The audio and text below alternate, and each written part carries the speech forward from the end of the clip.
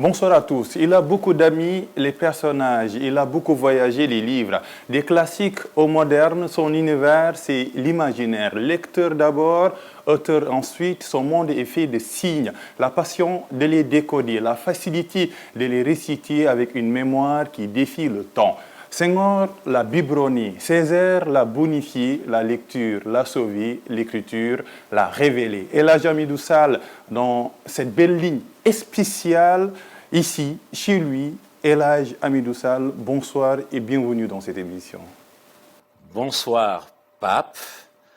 Je pourrais dire merci de m'accueillir, je suis chez moi, mais la langue française a ces mots merveilleux, tels que hôte qui marche dans les deux sens. Je suis votre hôte, vous êtes mon hôte. Donc merci de m'accueillir dans votre émission chez moi. Et merci d'accepter cette invitation. Pourquoi cet univers? Pourquoi les livres? Pourquoi la lecture d'abord? Paul Valéry, la lecture est une activité complémentaire à la formation de l'homme. Tout homme a le souci de sa formation. Formation parce que la formation, c'est également une trajectoire.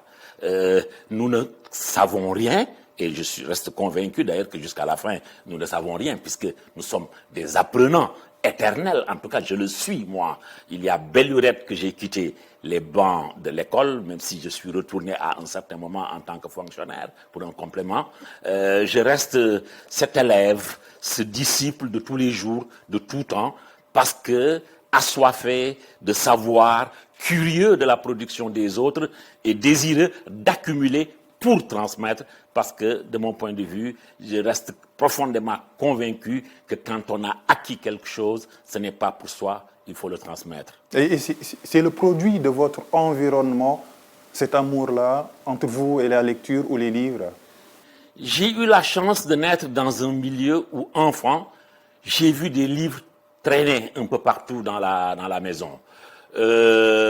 C'était une belle époque où la lecture sacrée et profane, en ce qui me concerne, parce que je suis né quand même dans un milieu où le Coran avait une place spéciale. Bon, mais comme Samba Diallo, je suis passé du foyer ardent à l'école des Blancs. J'ai salmodié mes premiers versets de Coran pendant que j'apprenais également mes premiers vers de la poésie française. C'est cette dualité, ce binôme qui a contribué à me plonger au cœur de la lecture. J'ai dit, les livres traînaient dans mon environnement juvénile à un moment où je ne savais même pas lire. Donc, la magie de ce livre, sa présence, bon, mon père était de ceux qui, le peu qu'ils apprenaient, parce que bon, à l'époque, ça n'allait pas au-delà du certificat d'études supérieures, mais le peu qu'ils apprenaient, ils l'apprenaient tellement bien qu'ils se passionnaient pour les grands classiques de la littérature française. J'ai vu traîner aussi des morceaux de littérature africaine. J'ai vu l'aventure ambiguë chez moi. J'ai vu Nini, j'ai vu Abdoulaye Sadji, Kamara Lai. J'ai même vu, lecture de mon père, Jean et Jérôme Tarot, la randonnée de Samba Diouf, etc., etc. Voilà, donc c'est un peu cet environnement qui m'a façonné. Bon, j'avais des frères qui aimaient la lecture, un père, des oncles, voilà, c'est ça qui nous a un peu façonné, fait aimer le livre et maintenu dans le livre. Et qu'est-ce qui fait que cette flamme-là est toujours entretenue?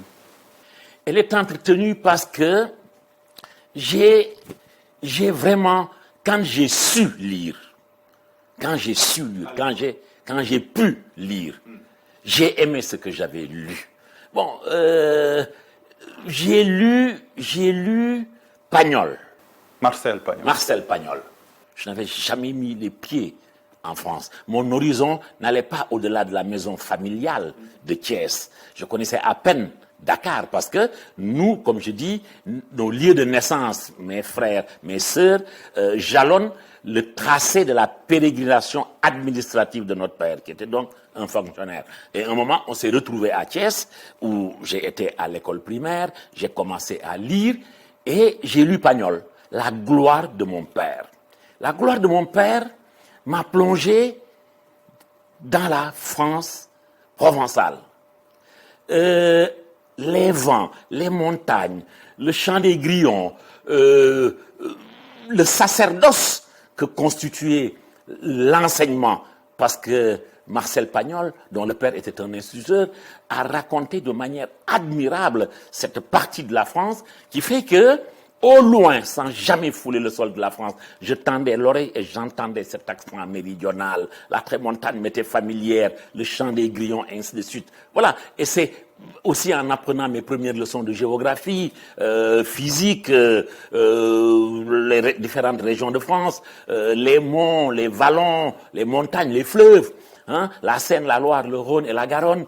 C'est ce voyage immobile dont j'ai été passionné qui m'a maintenu dans le livre. Parce que je me suis dit que j'ai eu un pan de l'ailleurs. Par le livre, je peux découvrir d'autres ailleurs. Voilà, c'est ça qui m'a maintenu dans la lecture et qui fait que jusqu'à présent, je reste encore un passionné de lecture. Je passe beaucoup de temps à lire et un peu à écrire aussi. Et ça se voit. Il y a la rencontre avec les auteurs comme Marcel Pagnol à travers le livre. Il y a la rencontre également des auteurs physiques, comme Senghor par exemple. Une chance. Je dis que c'est aux largesses du destin. C'est une chance. C'est une chance extraordinaire. C'est aux largesses du destin. Je ne peux pas l'expliquer autrement. C'est aux largesses du destin que je dois d'avoir rencontré Léopold Sédar Senghor, d'avoir rencontré Aimé Césaire, à qui m'a lié une solide amitié. 10 ans, les 10 dernières années de la vie d'Aimé Césaire, chaque mois de juin, le 26, j'ai été à ses côtés à Fort-de-France. Aimé Césaire a été pour moi un père et un maître accueillant et bienveillant. Et pourtant, c'est dans ma jeunesse, avec mon défunt frère Amat Sall, qui était un économiste de haute facture, mais qui était un passionné de littérature. Nous dormions, nos lits étaient côte à côte, et nous avions trouvé un ami qui avait une belle diction, qui nous avait enregistré sur les magnétophones de l'époque avec des cassettes réversibles, mais le cahier d'un retour au pays natal. Donc, nos lits étaient côte à côte, le magnétophone était au milieu. Au moment de coucher, nous le déclenchions et écoutions cet ami lire le cahier, mais à un certain moment, ce n'était plus une voix, c'était 3 voix qui résonnaient au cœur de la nuit. Tellement nous étions passionnés par ce maître livre de bord qui a structuré notre révolte face à l'injustice. Parce que le cahier d'un retour au pays natal, c'est comme si Aimé Césaire était dans cette cale qui est une nuit noire au cœur du siècle des Lumières de la France. Cette France civilisatrice, entre guillemets, mais qui aussi nous a servi des abominations, faut le dire. Voilà. Et ça commence au bout du petit matin. Va-t'en, lui disais-je, gueule de flic, gueule de vache. Bourgeonnant dans frêle. Hey. Ma bouche sera la bouche des malheurs qui n'ont point de bouche, et ma voix la liberté. Celle qui s'affiche au cachot du désespoir. C'est quoi? Comment être en face de ces génies-là? On fait quoi? On écoute? Humble. À la limite, on n'existe même plus. On est là, mais on n'existe même plus. Vous savez, chaque fois que j'ai été avec Senghor, avec Césaire et tant d'autres, Jacqueline de Romilly, c'est la plus grande helléniste de France. Jacqueline de Romilly, c'est la première femme, elle fait partie de la première génération à avoir étudié le grec dans les années 30 au lycée à Paris. Elle est la première lauréate du concours général de grec et de latin. Elle a défrayé la chronique quand en 32, je crois, ou en 30, elle a eu le premier prix de grec et de latin au concours général, la première fois que les femmes étaient autorisées à concourir. Cette femme se retrouve au lycée Louis-le-Grand. Elle est en Hippocagne et en Cagne avec Aimé Césaire. Senghor était une année au-dessus d'eux. Ensuite, la passion du latin et du grec fera d'elle une amie fidèle de Léopold Sédar Senghor. Elle se retrouvera avec Aimé Césaire à la rue d'Ulm, à l'école normale supérieure. Et cette dame-là aussi, largesse du destin, un jour, un cadeau merveilleux. Je rencontre cette dame et jusqu'à son dernier souffle, nous sommes restés ensemble et nous avons produit d'ailleurs ensemble un livre qui s'appelle Circonstances du cœur. Et c'est dans ce livre que j'ai pieusement, je dis bien pieusement, uni ces 3 grandes voix du XXe siècle. Aimé Césaire, Jacqueline de Romilly et Léopold Sédar Senghor. Restons avec Senghor d'abord. c'est quoi Senghor, le poète, c'est quoi? Il est quoi? Senghor, c'est d'abord un incompris. Pour moi, Senghor est un sourcier, mais un sourcier pour demain. Je le dis avec beaucoup d'humilité. Senghor, son heure n'a pas encore sonné. Vous savez, Senghor, c'est un poète. La poésie, c'est quoi? La poésie est une parole devancière. Le poète est un prophète. Hugo, il dit que c'est le poète qui vient en des jours impies préparer l'avenir. La parole devancière. Rimbaud, poète par excellence, nous dit que le poète, c'est un voyant. C'est celui-là qui est conçu pour voir et sentir ce que les autres ne voient pas. Il y a donc cette dimension de parole anticipatrice, de parole première. Senghor est quelqu'un qui a réfléchi sur un certain nombre de questions, de sujets, qui sont aujourd'hui d'une brûlante actualité. Il avait posé ces problèmes-là il y a déjà plus d'un demi-siècle. Mais il est dans sa dimension de poète. Mais Senghor était aussi un politique. C'était un homme d'État qui est père de la négritude, parce que Senghor, souvent, les gens se trompent. Senghor a passé sa tendre enfance dans son royaume d'enfance, avant d'aller vers les pères. Il n'est pas resté très longtemps dans ce royaume d'enfance. Mais quand il est parti en France, il est parti avec la substance et la magie, la féerie de ce village de Djilor, Joal, n'est-ce pas? Il est parti avec ce trésor puisé au royaume d'enfance, et ce trésor ne l'a jamais quitté. Et l'a structuré. Et Senghor est allé très loin dans la culture française. Parce que Senghor, bon, rappelons-le, c'est quand même un agrégé de grammaire. Et j'ai dit que l'agrégation de grammaire, il faut le rappeler, c'est 3 agrégations en une. C'est le français ancien, c'est le français moderne. Donc, c'est le latin et c'est le grec. Senghor est au cœur du logiciel même de la langue. Mais il a eu un attachement extraordinaire pour sa culture de base, la culture de son terroir, sa culture sérère, sénégalaise et africaine. Moi, pour avoir été dans son intimité, je sais à quel point cet homme-là, que l'on a pris pour un blanc, vibrait à la magie de la culture et des codes africains. Ça, je l'ai vu. Je l'ai vécu avec lui. Et des exemples, je peux en donner. Et nous restons sur le mot-clé incompris à cause de ses textes ou incompris à cause de sa personnalité politique? Les deux. Parce que moi, je vois par exemple Senghor, père de la francophonie. Mais Senghor était très critique vis-à-vis de l'Occident.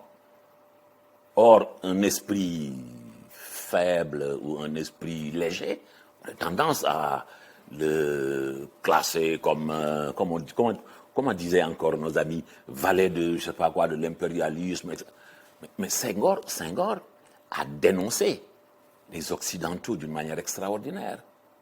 Cette France qui vous invite à sa table et qui vous demande d'apporter votre pain. Cette France qui vous dit le droit chemin et qui serpente par les chemins obliques, etc., etc. Dans Prière au masque, Prière au masque, c'est un hommage à Pablo Picasso, mais Prière de paix qu'il a dédié à Georges Pompidou et Claude. Mais Senghor, c'est ça. C'est la braise sous la cendre. Il n'était pas de tempérament belliqueux, voilà, mais il savait dire quand il fallait dire. Mais il savait reconnaître aussi toute la légitimité contagieuse de toutes les belles lumières, n'est-ce pas, qu'il a suturées de sa fréquentation de l'Occident. Senghor, ensuite, Césaire, duo ou duel? Les deux, chacun avait une admiration extraordinaire. Je vous donne par exemple un exemple. Senghor, c'est le grand âge. Il est à Verson. Il a une embolie, il tombe malade. On l'envoie à l'hôpital. Ben, tout le monde pense que c'est fini. Entre-temps, Césaire, qui a été député pendant 55 ans, maire de Fort-de-France, décide de prendre sa retraite, comme Senghor l'avait prise en 80. Tous les deux, pour se restituer au seul royaume, le royaume de l'écriture, de la parole et de la poésie. Bon, Césaire arrête tout, rentre à la Martinique, et Senghor est à Verson, il est malade. Il va à l'hôpital, tout le monde pensait que c'était la fin. Bon, il en sort, il rentre à la maison. Césaire, qui avait pris l'engagement de ne plus revenir en France, et réunit sa famille en leur disant que mon ami Léopold est sorti de l'hôpital. Je ne l'ai pas vu depuis 10 ans. J'avais pris l'engagement de ne plus quitter l'île, mais je vais retourner en France pour la dernière fois, certainement, voir mon ami. Mais il faut voir les retrouvailles. Il y a un film qui s'appelle L'ami fondamental, dont je suis le narrateur. Il faut voir Senghor là, debout, en train d'attendre son ami, qu'il n'a pas vu depuis 10 ans. Il se jette la bras l'un de l'autre et il lui dit, il n'y a pas un jour où je ne parle de toi. Et Césaire lui dit, c'est la même chose pour moi aussi.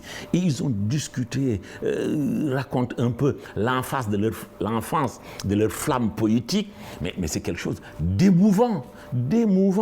C'est une complémentarité. Ils se sont enrichis mutuellement. Senghor et Césaire, par exemple, le livre de Léo Frobenius, Civilisation africaine.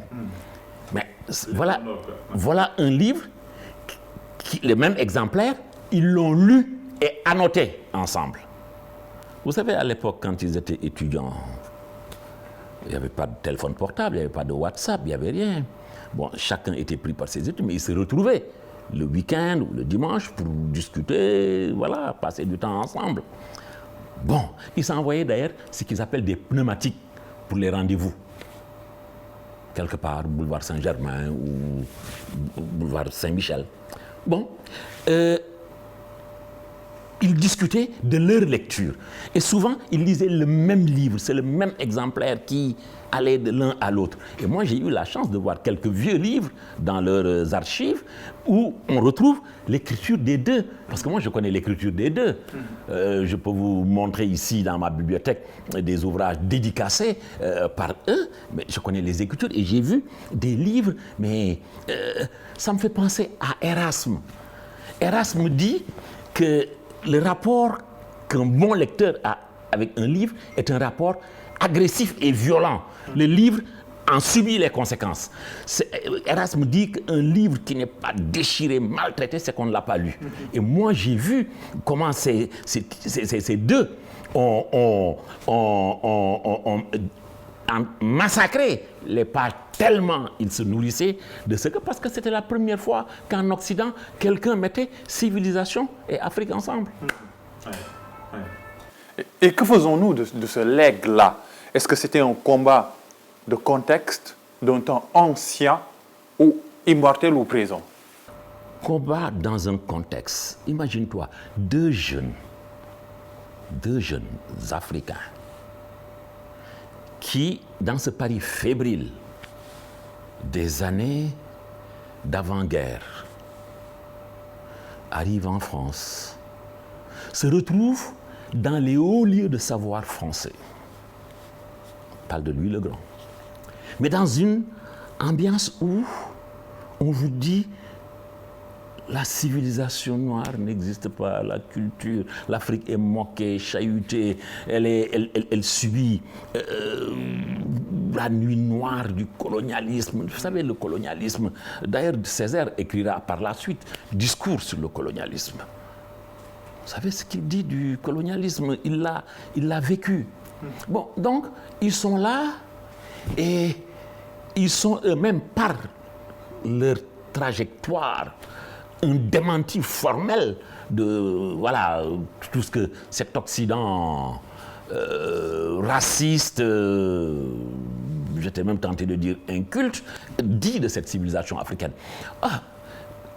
Ils mènent un combat ensemble. Oui. Ils sont compagnons de plume et de combat, oui, alors qu'ils ont également les enjeux universitaires. Oui. Donc ils sont sur plusieurs fronts.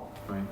Et de là naît quelque chose. Mais ce quelque chose-là, nous avons l'obligation de nous nourrir. Mais comment? Mais comment? Bon. Mais comment? C'est-à-dire par Par l'écriture. La transmission, c'est la moi, je oui. crois en la transmission, mais ce que je voudrais dire aussi, comment il nous faut aussi nous pencher sur notre période singulière. Oui. Nous vivons une période singulière. Oui, j'aime bien le qualificatif. Ben oui, parce que, vous savez, moi je dis que aujourd'hui, notre monde vacille. Il vacille entre apogées. Il faut le dire. Il y a des avancées techniques, technologiques, mais extraordinaires. Notre monde vacille entre apogée et apocalypse. Équilibre précaire. Ça, déjà, nous sommes dans un enjeu extrêmement difficile. Ensuite, ce qu'était l'école avant, ce n'est plus le cas. Moi, j'arrive à lire. Pourquoi j'arrive encore à lire? Vous savez, j'organise, je m'arrache à mon environnement pour organiser ma solitude. Une solitude pour laquelle je me bats pour en être le maître et le possesseur. Je ne suis pas dans le projet des cartésiens, hein, maître et possesseur de la nature, oui, mais maître et possesseur de cette nature solitaire. Pourquoi? Parce que ma conviction est profonde qu'on ne peut pas lire une page de Hugo, de Mallarmé, de Baudelaire, de Senghor, de Césaire dans le bruit. Or, nous vivons dans une civilisation du bruit. La pollution sonore est telle que, mais d'ailleurs mieux, je vois aujourd'hui les gosses qui étudient, mais qui ont un casque sur eux. Qu'est-ce qu'ils écoutent? Je ne sais pas. Qu'est-ce qu'ils ont en face d'eux? Mais soit, je sais pas, pour moi, il y a, ou bien c'est des esprits supérieurs. Moi, je ne peux pas. Pour lire, j'ai besoin de silence. Et d'ailleurs, ça me fait penser à ces moines ermites. J'aime bien les enjeux d'étymologie. Ermite, moine, ermite. Une ermite, ça vient du grec eremos. Eremos, c'est la terre où on n'entend pas le pas des hommes. Silence total. Nietzsche nous dira plus tard que pour lire, le vrai maître de lecture, le bon philologue, c'est celui qui passe 30 minutes sur 6 lignes dans un silence total. Moi, je lis encore. Il m'arrive quelquefois de ne pas comprendre ce que j'ai lu. Et pourtant, je crois que j'ai un minimum d'outillage. Mais je m'accroche, je ne lâche pas. Or, pour lire véritablement, il faut, le silence, il faut la patience, il faut se faire violence. Parce que lire, c'est accueillir un invité le soir, au cœur de la nuit. C'est s'oublier soi-même pour se fondre dans la pensée de l'autre. Et une fois qu'on a saisi l'autre, on a ce devoir de répondre et de partager. C'est ainsi que je vois la lecture et pas autrement. Parce que la lecture, c'est vrai, elle nous ouvre un vaste ailleurs civilisationnel. Elle nous permet d'entrecroiser notre imaginaire avec l'imaginaire de ces auteurs que nous lisons. La littérature, en son expression la plus haute, la plus noble, et reste ce lieu privilégié où se forge le cœur et l'âme des enfants pour les aider et les pousser à grandir en humanité.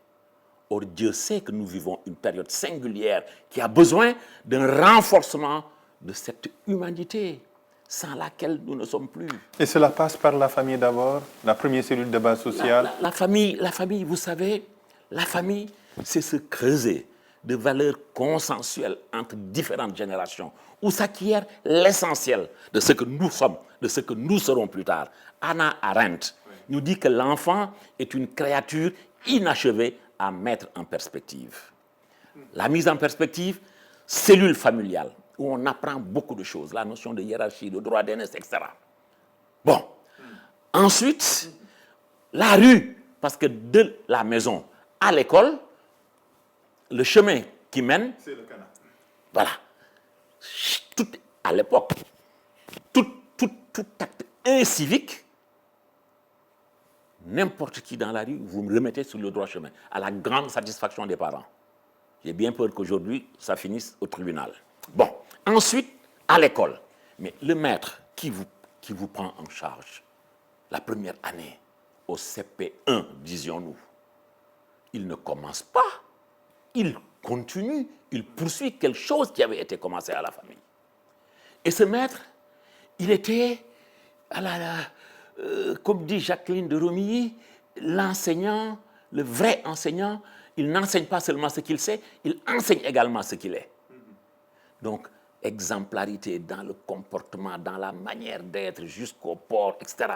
Et puis, vous êtes là, vous êtes tout jeune, vous savez que vous êtes là à la quête et à la conquête du savoir, et que c'est ce monsieur qui va vous transmettre et vous donner ce savoir-là. Vous êtes en admiration, vous êtes fasciné par ce maître-là, que vous pensez être un océan de connaissances et de culture, et vous voulez en prélever un peu. Vous êtes dans une quête d'attente, c'est extraordinaire ça. Or, ce charme, il est rompu aujourd'hui. Oui, chaque chaînon est rompu. Mais de la famille à l'école en passant par la rue. La famille, je suis d'accord, mais l'école, puisqu'on était à l'école. Moi, je vis en France, mais ce que je vois, mais c'est incroyable. Dans une salle de classe, aujourd'hui, en Occident, bon, je pense peut-être aussi, je ne sais pas si ce mal est arrivé ici, mais en Occident, le véritable patron dans une salle de classe, ce n'est pas le maître, c'est l'élève. Or, l'élève qui est là pour acquérir du savoir, il ne peut pas dicter les conditions dans lesquelles il doit être éduqué. Voilà ce paradoxe-là. Et puis, l'autre chose, vous savez, nous vivons, tout à l'heure j'ai dit, un monde singulier. Mais, Monsieur Sarr, Pape, les avancées, quand je dis apogée et apocalypse, aujourd'hui, les jeunes, avec les instruments, les avancées techniques et technologiques, ils s'amusent sur les écrans d'ordinateur, mais avec des problématiques mais extraordinaires. Ces gosses-là n'ont jamais lu un livre. Tu leur dis qu'ils sont analphabètes ou illettrés, ils te diront, mais attends, tu es tombé sur la tête, quoi. C'est toi qui... Bon, moi, je suis technophobe pratiquement, hein, je ne connais rien à ces choses-là. Ben, le gosse me dit, il va renverser cette dialectique, il va dire que c'est moi qui suis inculte. Bon, mais vous voyez, il le fait dans un moment où, par les réseaux sociaux, excusez-moi du terme, une connerie émise, mais en une fraction de seconde, elle part de Valparaiso, s'arrête à Dakar et continue à Vladivostok, en une fraction de seconde. Opinion planétaire. Bon, ça, c'est d'un côté.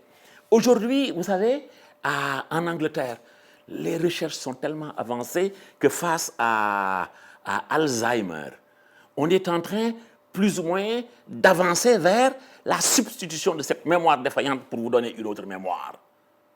À Berkeley, des chercheurs sont très avancés dans une banque de données de Nobel.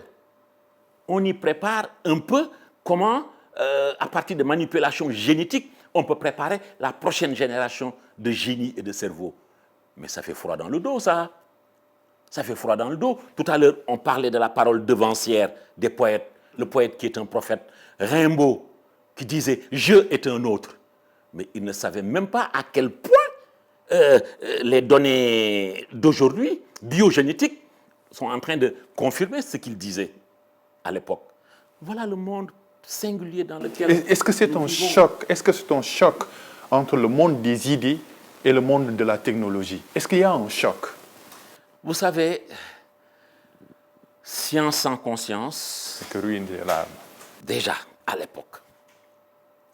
Mais aujourd'hui, je pense que le côté prédateur de l'homme a tendance à l'emporter. Des cellules d'équilibre biogénétique un peu presque partout, des commissions. Mais la science fait rage. Elle fait rage. Regardez les réseaux sociaux. Les réseaux sociaux sont un véritable danger pour d'abord les démocraties occidentales. Elles le sont, bon, quand l'Occident est enrhumé, c'est nous qui éternuons. Bon, voilà, moi ces problématiques, elles sont là. je m'interroge, je me pose des questions. Est-ce possible une adaptation? C'est possible parce que nous sommes S'adapter. comme sur l'escalator, quoi. C'est difficile de revenir en arrière. Mais c'est très difficile de revenir en arrière. Et d'ailleurs, il y a les Vous Anglais savez, qui disent que don't hate the game, hate the player. Ouais, Oui, c'est vrai, c'est vrai. Mais Voilà, la langue, mais Sarr, toi qui es un homme de culture de haute altitude, tu connais également la langue d'Ésope. La langue d'Ésope. La langue d'Ésope, c'est cette langue qui est capable de dire le meilleur, mais qui est capable de dire les pires abominations. Le visage de Janus, les deux faces. Voilà. Bon, je suis sur le, pour utiliser une métaphore, je suis sur le cru, il est quelque part par là, sur le cru de mon prochain cuit. Après l'Occident ambigu, je suis en train de préparer un autre livre. Un autre livre, je suis en train de chercher le titre, mais le titre tourne autour de « Qui suis-je » Ah, ça, c'est existentiel. Quissum. Je suis Halpulaar aussi. Holimin. Qui suis-je? Quissum. C'est pourquoi? C'est pour mettre l'identité au cœur de l'humain, le jeu au cœur de l'humain. Moi j'habite, et ça depuis, je le cultive, j'habite une identité librement multiple, parce que je ne suis plus cet enfant du Fouta seulement. Je suis fondamentalement, c'est ça le socle, cette culture sénégalaise, africaine, pulaar qui est en moi, qui m'a structuré, mais je me suis ouvert à un vaste ailleurs civilisationnel, pour parler comme Senghor, enracinement et ouverture. Et moi, je suis de ceux, je refuse et je me bats. Et je me battrai mais contre cet africanisme de mauvais aloi qui veut enfoncer et enfermer. Non. Aujourd'hui, les deux dangers qui nous guettent, c'est le repli sur soi et on le voit. voilà. On le voit partout. On le voit partout. Et là encore, Césaire, dans sa lettre à Maurice Thorez, il dit il y a deux manières de se perdre. Repli sur soi ou la dilution dans l'universel. Entre les deux, il y a une voie médiane. Mais aujourd'hui, il est chanté, ce repli sur soi-là. Il est chanté.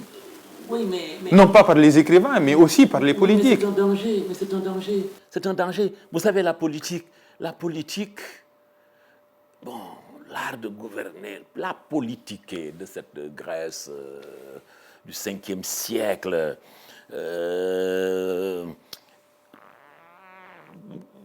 la politique a beaucoup changé.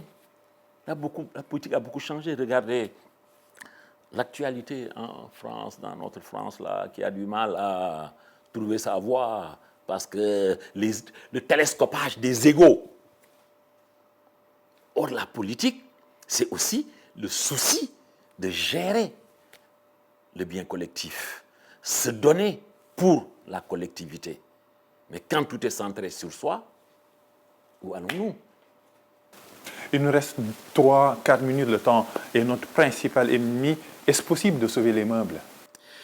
Il est possible de sauver les meubles.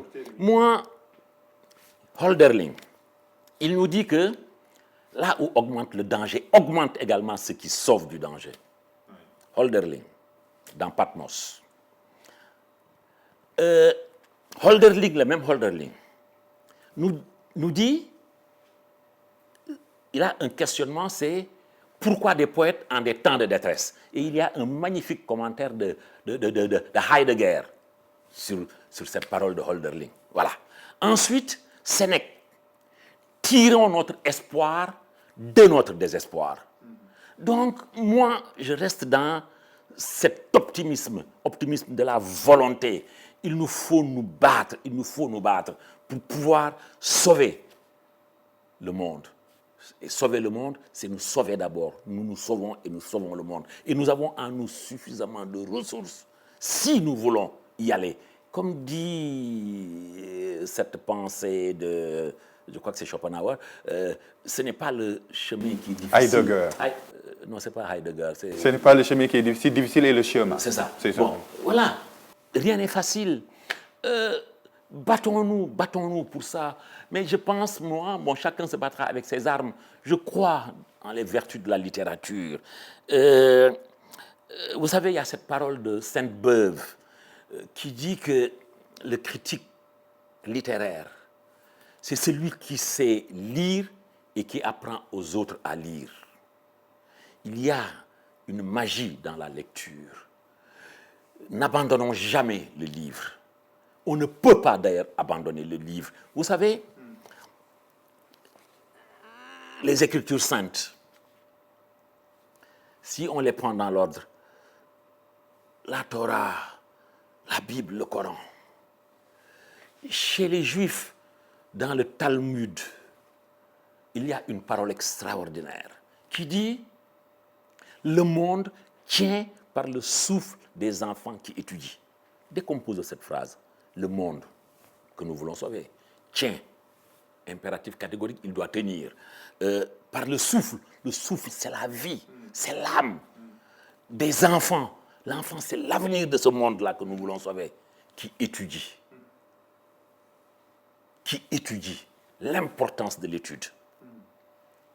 Quand on va dans la Bible, un exégète de la Bible, Saint Augustin, il nous dit quoi? C'est 2 verbes latins.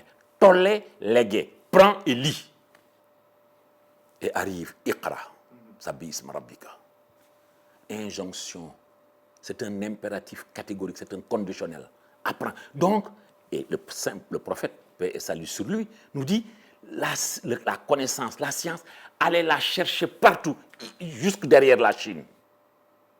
Lui n'était pas dans le repli, n'est-ce pas? Donc, cette itinérance à la conquête du savoir, c'est par le savoir qui est devenu une véritable industrie que nous pourrons sauver ce monde décadent. Et merci beaucoup pour ces mots. Merci, Pape. Merci également à Serigne Saliou Dème pour les sons, les images, mais également la réalisation de cette émission. C'était Belle Ligne spéciale avec El Hadji Amidou Dème. Rendez-vous la semaine... Sall. Oui, El Hadji Amidou. Mal nommer les choses, c'est ajouter au malheur du monde. Albert Camus. Oui. Rendez-vous la semaine prochaine pour un autre espace du livre, de la lecture et de l'écriture sur ITV.